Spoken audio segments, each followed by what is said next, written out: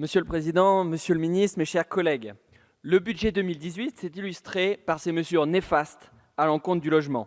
Citons la quasi-disparition de la contribution de l'État au Fonds national d'aide à la pierre, la baisse des APL fragilisant la capacité d'investissement des bailleurs sociaux, moins 830 millions d'euros cette année. Citons la quasi-suppression de l'APL accession, soit moins 20 000 dossiers, ce qui assigne près de 50 000 personnes dans le parc social, réduisant ainsi l'espoir du parcours résidentiel. Citons le recentrage du PTZ et du dispositif Pinel, réservé aux zones très urbaines, pénalisant ainsi la majorité des territoires. L'an dernier, nous vous avions déjà prévenu des effets déplorables qu'aurait cette politique.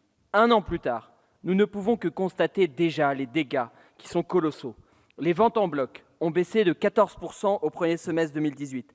Les agréments de logements aidés ont baissé de 20% en 2 ans, alors qu'en même temps, la demande a augmenté de 9%. Les ventes aux investisseurs ont chuté de 10%. Plus inquiétant encore, une chute de 25% des prêts à taux zéro. Les ventes de maisons individuelles baissent de 15% en 2018 par rapport à 2017. Imaginez 30 000 opérations en moins en 2018, dont 2 tiers dans le neuf. Et les autorisations de construire, rien qu'en collectif, ont chuté de 17% ces 3 derniers mois. Les tendances ne sont pas bonnes, elles s'aggravent. Mais ces mauvais résultats cachent une autre réalité, l'aggravation des fractures territoriales. Dans ma région, il n'y a plus aucun dépôt de permis de construire de collectifs privés dans les zones B2. Il y a aussi une diminution importante des réhabilitations et de construction de logements aidés. En effet, votre politique, au risque de surdensifier, privilégie les zones fortement urbanisées au détriment des territoires. D'ailleurs, nous attendons toujours le rapport promis sur le zonage. Malgré tous ces mauvais signaux, vous continuez sur cette mauvaise pente. En 2019, la cohésion des territoires perdra encore des moyens. Voilà la réalité. Le budget 2019 prévoit une augmentation du coût des assurances emprunts, confirmant l'hostilité du président Macron envers les propriétaires et ceux qui aspirent à le devenir. Le budget 2019 prévoit la sous-indexation à 0,3% des APL, bien loin de l'inflation projetée, ce qui pèsera sur les ménages les plus modestes. Le budget 2019 prévoit la fin du FISAC, qui est pourtant un outil d'aide essentiel pour la sauvegarde de nos commerces.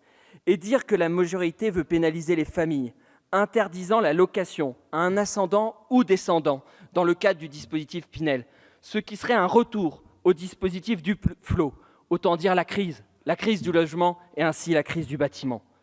Vous créez une agence nationale de la cohésion des territoires. Très bien. Mais pour mener quelle politique? Et de quels moyens sera-t-elle dotée? Si ce n'est qu'une coquille vide, ce n'est pas la peine. Nous sommes lassés de la communication, lassés des effets d'annonce non suivis d'effets. Quels moyens, Monsieur le Ministre, sont consacrés dans le budget 2019 aux territoires en souffrance? Vous vantez le dispositif Cœur de Ville, mais son champ est tellement restreint. Seulement 220 communes privilégiées. Les bourgs-centres, dans leur très grande majorité, en sont exclus. Fini pour eux le FISAC et fini l'espoir d'une revitalisation. Ce n'est pas cela qui va compenser toutes les fermetures annoncées de services publics, comme par exemple les trésoreries. Les Français sont là et inquiets. Vous avez su réveiller le ras-le-bol fiscal et le mécontentement est grand et profond. L'attentisme se développe, tant l'incertitude est grande sur la future réforme des retraites, mais surtout sur l'évolution du pouvoir d'achat. Ce climat n'est pas favorable à l'investissement et c'est dommage, car votre projet est une nouvelle occasion ratée.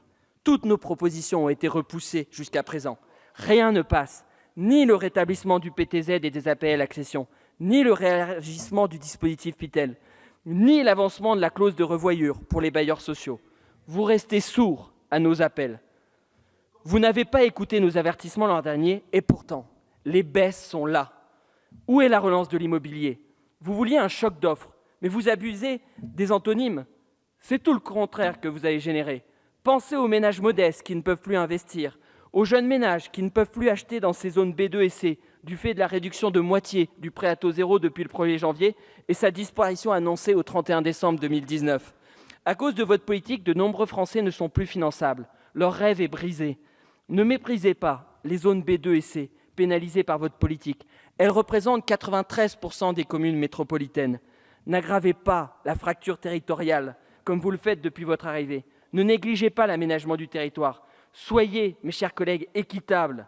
Ces mauvaises mesures imposées par Bercy sur le logement frappent non seulement les potentiels acquéreurs, mais aussi tout un pan de l'économie avec le bâtiment et l'artisanat.